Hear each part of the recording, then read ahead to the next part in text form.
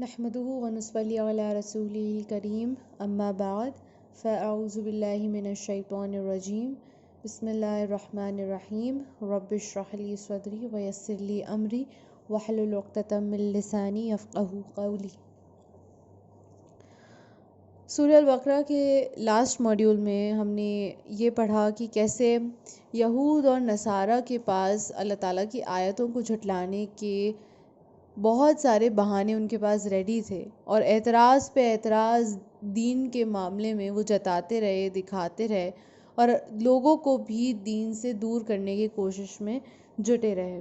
تو پہلا اعتراض کیا تھا کہ آیتیں جو منسوخ ہو جاتی ہیں ان کے پیچھے کیا حکمت ہوتی ہے، کیوں ایک بار میں فائنل چیز نہیں آتی۔ دوسرا اعتراض کیا تھا، ان کو اعتراض یہ تھا کہ یہود اور نصارہ جو تھے وہ یہ سمجھتے تھے کہ وہ لوگ بلیسڈ لوگ ہیں اور وہ لوگ ایک سٹیمپڈ جنتی لوگ ہیں۔ تو یہ ان کا ایک وہم و گمان تھا، ان کا شکوک تھا، جس کا کہ اللہ تعالیٰ نے ریبارڈ بتایا ہے۔ اللہ تعالیٰ نے دونوں چیزوں میں اللہ تعالیٰ کی حکمت کیا ہے یہ صرف اللہ تعالیٰ جانتا ہے، اور یہ جو کویسچننگ ہے اس کا اللہ تعالیٰ نے ان کا یہ سارا ناز چور چور کر دینے والا جواب اللہ تعالیٰ نے دیا۔ اس کے بعد جو مکی لوگ تھے، ہم نے یہ بھی جانا کہ وہ لوگ آپ صلی اللہ علیہ وسلم کو اللہ تعالیٰ کے کعبہ شریف کے پاس آنے سے اور مکے میں عمرہ کرنے سے روکتے تھے۔ تو ایسے لوگوں پر اللہ تعالیٰ نے اپنی لعنت بھیجی ہے، اور یہ کہا ہے کہ ان کے لیے آخرت میں تو عذاب ہے ہی ہے، دنیا میں بھی ان لوگوں کے لیے رسوائی ہے۔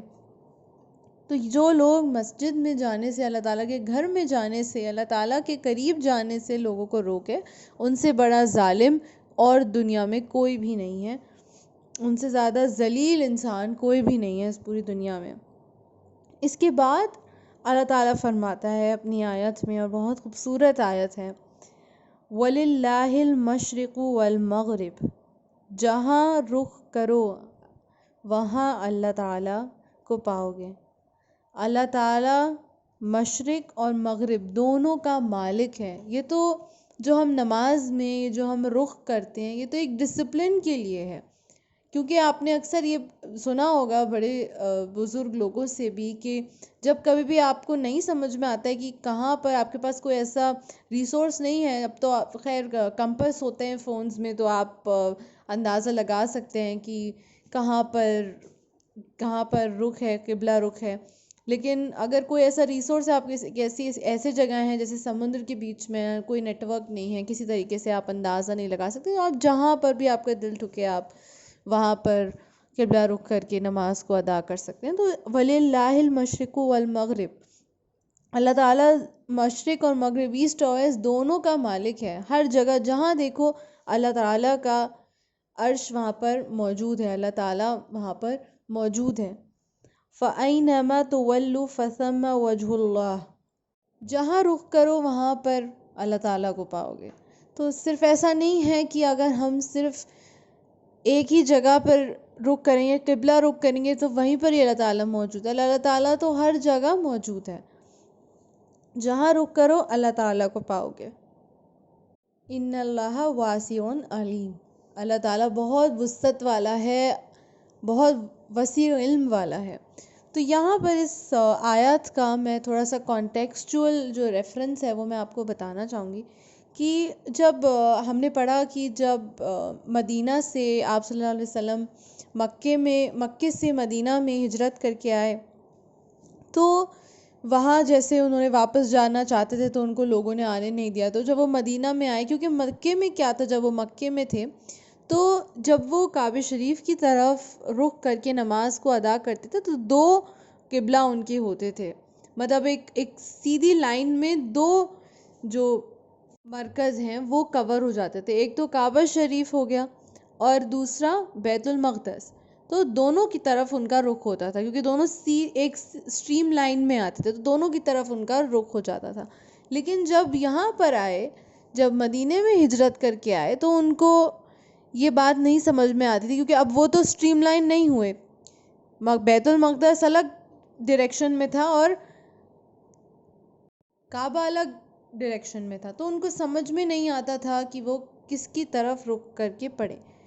تو پہلے تو وہ بیت المقدس کی طرف، کیونکہ حکم تو یہی تھا کہ بیت المقدس کی طرف حکم ڈائریکشن کر کے پڑھیں، لیکن آپ صلی اللہ علیہ وسلم کیونکہ جب مدینے میں آ گئے تو پھر ان کو، کیونکہ ان کو پتہ تھا، ان کو ایک ان کے اندر ایک انٹیوشن تھی، کہ ان کو یہ بات معلوم تھی کہ جو ان کے امت کا جو قبلہ رخ ہوگا وہ کعبہ شریف ہوگا. لیکن پھر بھی کیونکہ تب تک اللہ تعالیٰ کی وحی نہیں آئی تھی تو وہ اپنا رخ کعبہ شریف کی طرف نہیں کر سکتے تھے، تو انہوں نے بیت المقدس کی طرف ہی اپنا رخ کر کے نماز کو ادا کیا.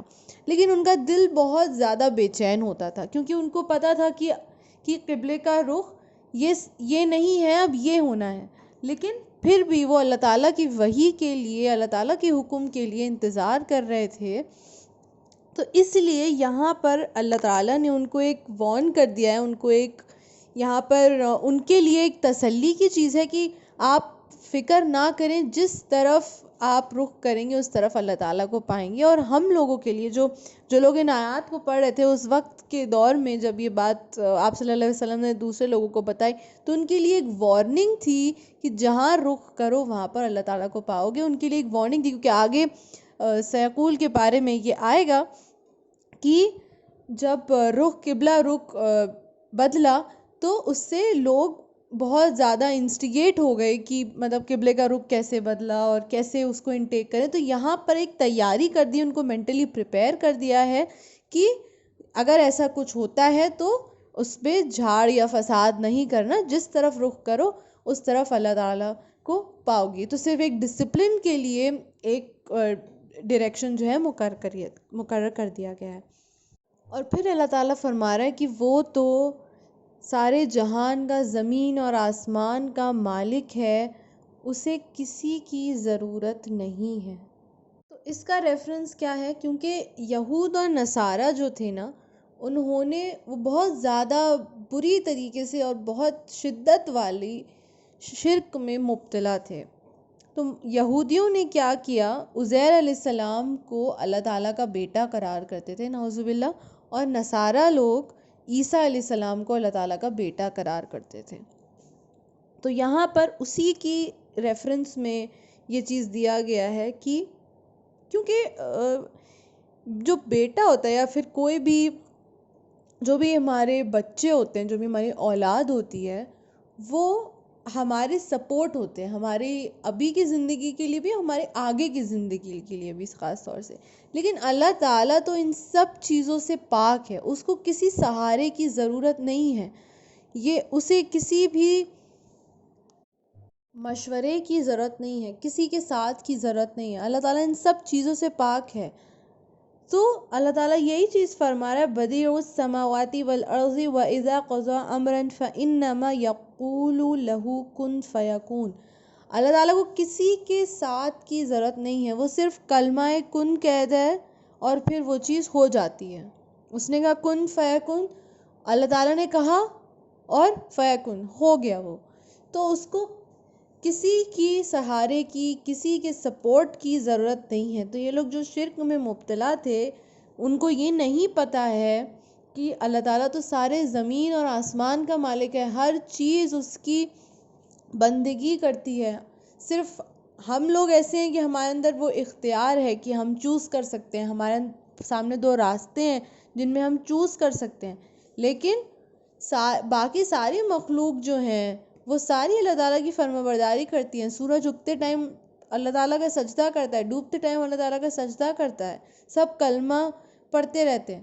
تو یہ تو ساری پوری جہان کی جتنی بھی چیزیں، پورے کائنات میں ہر ایک چیز، چاہے وہ رائی کے برابر چھوٹی ہو یا آسمان جتنی بڑی ہو، سب اللہ تعالیٰ کا سجدہ کرتی ہیں، اللہ تعالیٰ کا کلمہ کرتی ہیں. اللہ تعالیٰ تو احد، ایک ہے، الصمد، بے نیاز ہے اللہ تعالیٰ، اور الواحد، اکیلا ہے، اس کو کسی سہارے کی ضرورت نہیں ہے، اس کا کوئی شریک نہیں ہے. اللہ تعالیٰ بدی ہے، دی الٹیمیٹ انوینٹر اور کریٹر وہی ہے. تو لوگوں کو بیٹے کی ضرورت ہوتی ہے، لوگوں کو سہارے کی ضرورت ہوتی ہے. اللہ تعالیٰ تو بے نیاز ہے، احد ہے، اس کے لیے اسے کسی کی ضرورت نہیں ہے۔ تو یہ جو لوگ عیسیٰ علیہ السلام کو نعوذ باللہ اللہ تعالیٰ کا بیٹا سمجھتے تھے، تو عیسیٰ علیہ السلام یا عزیر علیہ السلام جو یہودی سمجھتے تھے، یہ اللہ تعالیٰ کے بندے ہیں، ان کی کریشن، ان کی مملوک ہے۔ اللہ تعالیٰ کو کسی کی ضرورت نہیں ہے، اور ایک حدیث میں آتا ہے کہ اللہ تعالیٰ اس چیز کو اپنے لیے گالی سمجھتا ہے۔ تو نعوذ باللہ، اللہ توبہ، ہم اس چیز میں مبتلا نہ ہو۔ اتنی شدت سے اس چیز کو مانتے ہیں لوگ، تو اس سے پرہیز کریں، اور اس ڈائریکشن کی کسی بھی کانورسیشن سے یا بلیف سے اپنے آپ کو پاک رکھیں۔ پھر فرماتا ہے وَقَالَ الَّذِينَ لَا يَعْلَمُونَ لَوْلَا يُكَلِّمُنَا اللَّهُ أَوْ تَأْتِينَا آیَةٌ۔ تو پہلے اللہ تعالیٰ نے ہمیں بتایا کہ کیسے یہ لوگ اپنے وہم و گمان میں رہتے ہیں، اور ان کو یہ جو لگتا ہے کہ اللہ تعالیٰ کو کسی چیز کی ضرورت ہے، نعوذ باللہ، تو ایسا کچھ بھی نہیں ہے۔ اور یہ لوگ جو سمجھتے ہیں کہ ہم بہت زیادہ علم والے لوگ ہیں، ہم بہت زیادہ دیندار لوگ ہیں، ایسا کچھ بھی نہیں ہے، کیونکہ ان کو علم ہے ہی نہیں، یا پھر یہ علم سیکھنا ہی نہیں چاہتے، کیونکہ اللہ تعالیٰ نے تو اپنی آیتوں کو کھول کھول کے بیان کیا ہے۔ لولا یکلمنا اللہ او تاتینا آیہ، اللہ تعالیٰ نے اپنی آیتوں کو ان لوگوں کے لیے کھول کھول کے بیان کیا ہے۔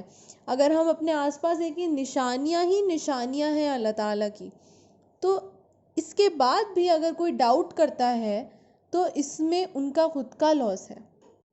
فرمایا کہ بدیع السماوات والارض واذا قضى امرا فانما يقول له كن فيكون وقال الذين لا يعلمون لولا يكلمنا الله او تأتينا آیہ۔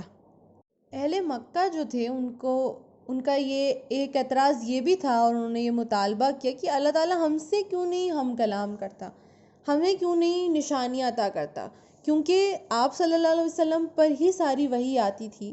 تو انہوں نے یہ مطالبہ کیا کہ یہ ہم پر کیوں نہیں آتی ہے، کہ اللہ تعالیٰ ہم سے ڈائریکٹلی ہمیں نشانیاں کیوں نہیں عطا کرتا ہے۔ تو اس پر یہ اللہ تعالیٰ کا جواب ہے۔ تو یہ اس کا بیک ڈراپ ہے کہ کیوں یہ آیت آئی اور اس کا کیا ریفرنس ہے۔ تو یہ ریفرنس ہے کہ اہل مکہ کو یہ اعتراض تھا، وہ یہ جتاتے تھے کہ اس سے پہلے بھی کیونکہ بنی اسرائیل نے موسیٰ علیہ السلام سے یہی مطالبہ کیا تھا کہ اللہ تعالیٰ ہم سے کیوں نہیں ہم کلام ہوتا، ان لوگوں نے بھی یہی کیا کہ اللہ تعالیٰ ہمیں کیوں نہیں نشانیاں بھیجتا تاکہ ہم ایمان لے آئیں، کیونکہ ہمارے پاس نشانیاں ہوتی تو ہم ایمان لے آتے۔ پھر اس کے بعد اللہ تعالیٰ نے یہ فرمایا کہ نشانیوں کی تو کوئی کمی نہیں ہے، آپ جدھر دیکھیں اللہ تعالیٰ کی نشانیاں ہی نشانیاں۔ اللہ تعالیٰ یہ سب جو ٹائملی سارا کام ہو رہا ہے، کوئی جیسے سورج ہے، اس کو ایسٹ سے نکلنا ہے تو ایسٹ سے ہی نکلنا ہے۔ آپ کسی دن ایسا نہیں ہوتا کہ وہ ویسٹ سے نکل جائے، وہ اپنی مرضی سے، اس کا خود کا اختیار نہیں ہے۔ ساری چیزیں اللہ تعالیٰ کے حکم پہ مبنی ہیں، اللہ تعالیٰ کا جیسا حکم ہے ان کو ویسا ہی کرنا ہے، ان کی ویسی اطاعت ہے۔ تو جیسے کہ میں نے پہلے بھی بتایا، تو ہم لوگ ہیں جن کو تھوڑا بہت اپنا اختیار دیا ہوا ہے، کیونکہ ہمارا امتحان ہے، ہم سب امتحان میں مبتلا ہیں، تو ہمارے پاس ایک چوائس ہے، لیکن باقی ساری مخلوق جو ہے، جو ساری مملوک ہے، وہ اللہ تعالیٰ کی اطاعت کرنے کے لیے مجبور ہے، اس کو بنایا اسی لیے گیا ہے۔ تو ایسا کبھی نہیں ہوتا کہ سورج اپنی من مرضی سے کبھی ویسٹ سے نکل آئے، وہ اللہ تعالیٰ کے حکم کا پابند ہے۔ تو اگر ہم چھوٹی سے چھوٹی چیز کو بھی اپنے آس پاس دیکھ لیں، اپنی باڈی میں ہی دیکھ لیں کہ کتنے سسٹمیٹکلی سب کام ہوتے ہیں، تو کیا ایسا پاسبل ہے کہ یہ سب کچھ اپنے آپ سے ہی ہو جاتا ہے؟ تو کوئی تو ان کو حکم دے رہا ہے نا۔ کیا کبھی کسی کی سانس، کسی کی موت کا وقت ہوتا ہے، سانس رک جاتی، تو کون یہ حکم دیتا ہے کہ سانس رک جانی چاہیے؟ ابھی تک تو سانس چل رہی تھی، کس نے یہ حکم دیا؟ تو یہ ساری جو ہمارے آس پاس کی چیزیں ہیں، یہ سب اس بات کی تصدیق کرتی ہیں کہ اللہ تعالیٰ ایک ہے، اور سب کچھ کنٹرول، سارا اختیار اللہ تعالیٰ کے ہی ہاتھ ہے۔ تو یہ لوگ جو ایکسکیوزز دے رہے ہیں کہ ہمارے پاس نشانیاں نہیں ہیں، تو یہ لوگ غلط بول رہے ہیں۔ باہر کتنی ساری نشانیاں، اللہ تعالیٰ کے قرآن میں کتنی ساری نشانیاں ہیں، جو دور چل رہا ہے اس کے لیے کتنی نشانیاں، جو دور گزر چکی ہے اس کے لیے کتنی نشانیاں، نشانیاں ہی نشانیاں۔ اللہ تعالیٰ نے اپنی آیتیں کھول کھول کے بیان کی ہیں اپنے بندوں کے لیے، تو یہ ایکسکیوز بالکل خارج ہے، یہ بیس لیس ہے۔ تو یہ کمپلین کرنا کہ نشانیاں ہم پہ کیوں نہیں آئیں، ہمارے پاس کوئی ایسے معجزے کیوں نہیں ہیں، یہ سب ریزن بیس لیس ہو جاتا ہے، کیونکہ ہمارے آس پاس ہم نشانیوں سے گھرے ہوئے ہیں، اور جو پورا قرآن ہے ہمارے سامنے وہ خود ایک معجزہ ہے۔ اگر ہم قرآن پڑھیں تو وہ قرآن بھی ایک معجزہ ہے جو ہمارے ہاتھ میں ہے۔ تو یہ ساری چیزیں سمجھنے والے سمجھیں گے، اور جو نہیں سمجھنا چاہے گا وہ تو یہ سارے مطالبے ہی کرتا رہ جائے گا آخرت تک۔ تو قد بین الآیات لقوم یوقنون، وہ لوگ ہدایت پا لیں گے جو اللہ تعالیٰ پہ یقین رکھتے ہیں، ان کے لیے اتنی نشانیاں کافی ہیں۔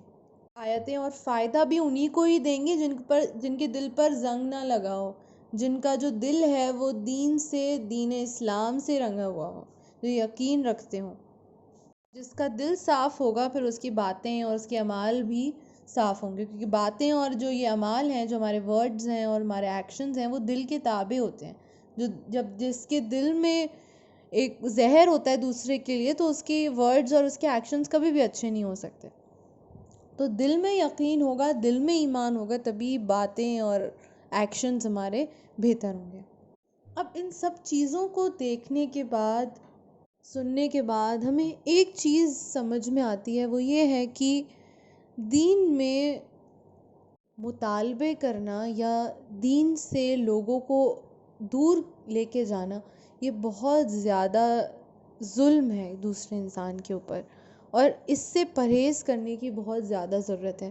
دین میں جو باتیں ہیں، جو احکامات ہمارے سامنے ہیں، اکثر یہ ہوتا ہے کہ ہمیں جو چیز نہیں ماننی ہوتی، میں اپنے آپ کو انکلوڈ کر کے اس بات کو کہہ رہی ہوں کہ ہم اتنا زیادہ شیطان کے بہکاوے میں آ جاتے ہیں کہ صاف صاف کھلی کھلی نشانیاں، کھلی کھلی باتیں ہمارے سامنے ہونے کے باوجود ہم منہ پھیر لیتے ہیں۔ یہ جو نفس ہے، یہ جو نفس پرستی ہے نا، یہ ہمیں ان سب چیزوں سے دور لے کر جاتی ہے۔ تو اس پر کنٹرول کرنے کی کوشش کریں، نفس کو، خود کو کنٹرول نہ کرنے دیں، خود نفس کو کنٹرول کریں، نفس کو اپنی کنٹرول میں رکھیں، نہ کہ نفس کے پابند ہو جائیں اور نفس کی غلام بن جائیں۔ تو یہ ایک میسج ہے جو ہم انشاءاللہ تعالی آج لے کر اٹھیں گے۔ وآخر دعوانا ان الحمد للہ رب العالمین۔